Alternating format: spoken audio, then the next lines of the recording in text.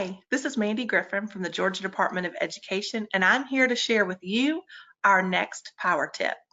Today's power tip will be focusing on the SchoolParent Compacts, but we'll be looking even closer into the compacts and focusing on the responsibility section of the compacts. So I'm going to show you my screen and we're going to get started with today's power tip. We know, first of all, that the SchoolParent Compacts need to be directly linked to learning. A SchoolParent Compact is basically an agreement between parents, students, and teachers that they all develop together. We collect input from all three parties. This compact explains how parents and teachers work together to make sure that the students receive the individual support that they need to reach and exceed grade level academic standards. Here you'll see pieces of a document that can be located on our webpage that go over how to create these compacts. First, determine the goal for your students. Collaborate with the teachers. Meet with the parents.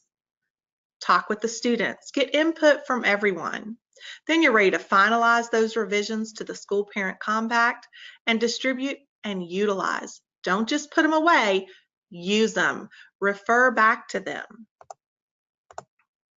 Once this PowerPoint is up for you to download, you can click on the picture of the puzzle piece on this screen and it'll take you right to this document titled Link to Learning.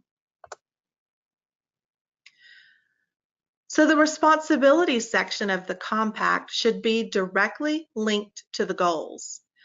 In order for the goals to be clear, they need to be written as SMART goals. So align all responsibilities with the SMART goals.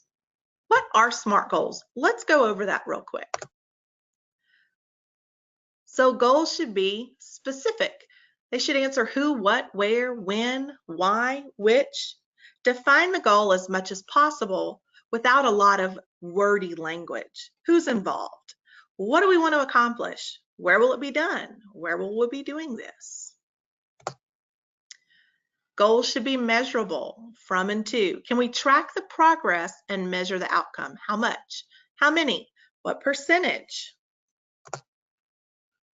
Goals should be attainable. How? Is the goal reasonable enough to be accomplished? And if it is, how are we going to do it? Make sure that the goal is not out of reach or below the standard. Give them something to work towards. Relevant. Is this goal relevant? Is it worthwhile?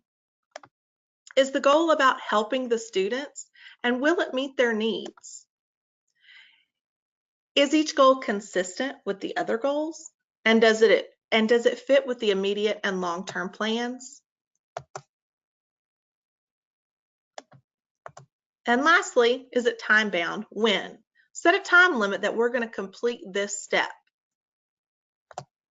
Here's some examples of SMART goals.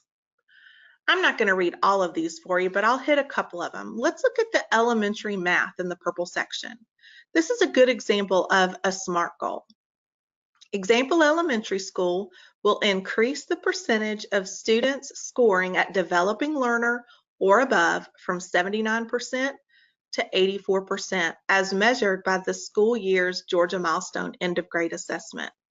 That goal was really smart. It was specific, it was measurable, attainable, relevant, and time-bound. Let's look at one more.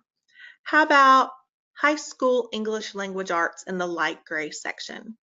Example high school will increase the number of students reading on the 9th and 11th grade Lexile band as measured by this school year's 9th grade literature and American literature end of course assessments by 4%. There again, a good SMART goal.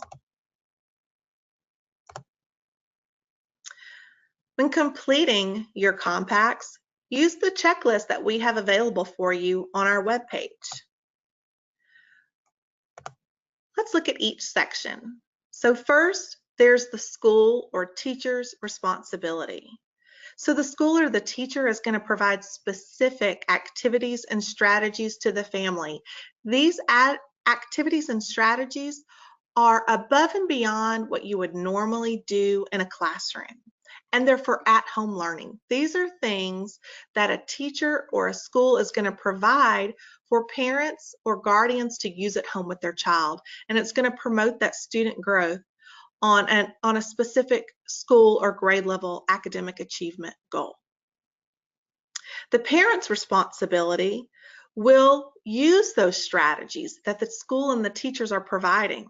They're going to use those strategies at home to support the student learning and continue the teaching that you began at school. Teachers and families are going to partner together to set reasonable expectations for student academic growth. What about the student? The student also has a piece. They're responsible for their learning targets, jointly established with their teachers and their families.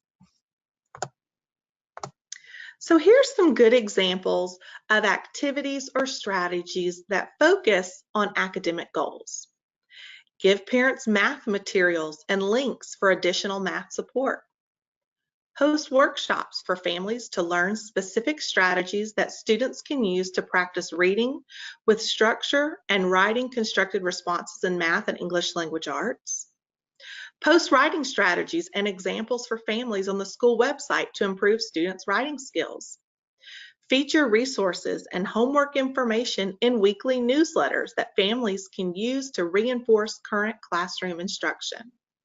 Provide small group instruction and independent reading books for families to use at home.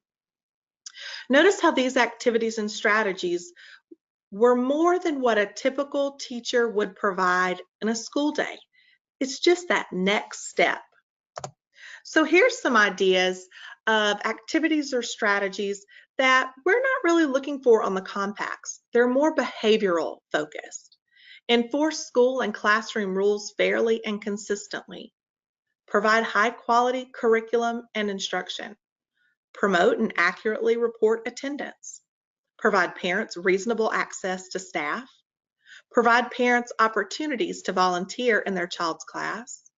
Use PBIS strategies and incentives to encourage positive behavior. Reply to parents in a 24-hour time frame. Now, don't get me wrong, these activities and strategies, we want this going on in the schools and in the classrooms, but this isn't what we're looking for on the School Parent Compact. We're looking for responsibilities that are going to directly impact the student and help them meet those SMART goals that are listed on your School Parent Compact. Here's an example of an elementary school compact. Let's look where the arrows are pointing. So here we have a school responsibility. Provide parents with a home learning kit full of fun materials dealing with word problems. That's on top of what the teacher would typically do in the classroom. Look how it's directly linked to the parent's responsibility. Have fun with math. Use the materials in the math kit to explore math at home. And then the student, talk with my family about new vocabulary words and what I'm learning in math. Look back over at their school goals. Math is one of their goals, solving multi-step word problems with whole numbers. This is a great example of responsibilities on an elementary school compact. Here's high school. Let's look at building better writers on the bottom. So the school or teacher responsibility is to provide students and parents with a writer's checklist so that they can help the students and parents with the essential elements of standard written and spoken English. So what's the parent going to do with that checklist? They're going to review samples of their students' writing 3 times a month and use the writer's checklist while discussing teacher feedback with their student. And then what's the student going to do? They're going to routinely refer to their writer's checklist to guide writing and learn ways to strengthen their writing style and structure. That's their focus area, and those are their goals. They're all directly linked, and they all match up with each other. The school or the teacher has a responsibility to complete. The parent and the student, we're holding everybody accountable, and we're working together for the student's academic success. So here's some technical assistance brought to you from Habersham County. Habersham County actually went over the compact revision with their school. You can see all the pieces that they have to have, their agenda, their sign-in sheet with roles. They showed an example of the checklist that we have on our GaDOE page, and they also used the examples of compacts that are on our page. Here's where teachers actually worked together, crossed out things, took notes, and changed things to give their input on the compacts. Each team was broken into their grade level, and they made it grade level specific.